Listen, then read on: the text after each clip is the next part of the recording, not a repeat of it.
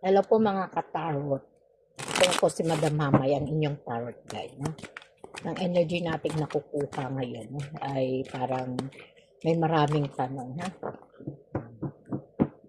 Nagkakabalikan pa ba kami ng ex ko kahit alam kong may iba na siya? No? At ito po'y collective lang po. No? Collective reading. Kung makaresonate po kayo, ito po'y para sa inyo. Ha? Kung hindi naman po, no, marami tayong mga video no, na baka sakali. No?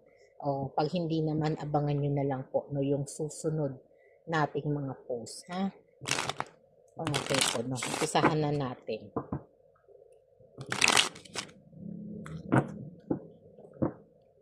Magkakabalikan pa ba kami ng ex ko?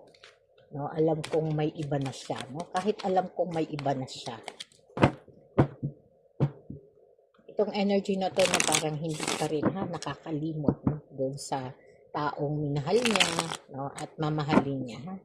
Mamahalin niya pa rin po no? Kahit anong sitwasyon o nangyayari po no? Sa kabila ng lahat. Okay po, umpisahan na natin. Ha? Magkakabalikan pa ba kami ng ex ko kahit alam kong may iba na siya? Ang ating mga card, no? Ang Three of Cups, no? Three of Cups at saka ang Page of Wands. Ang ating Page of Swords, no? At ang ating Eight of Pentacles. No?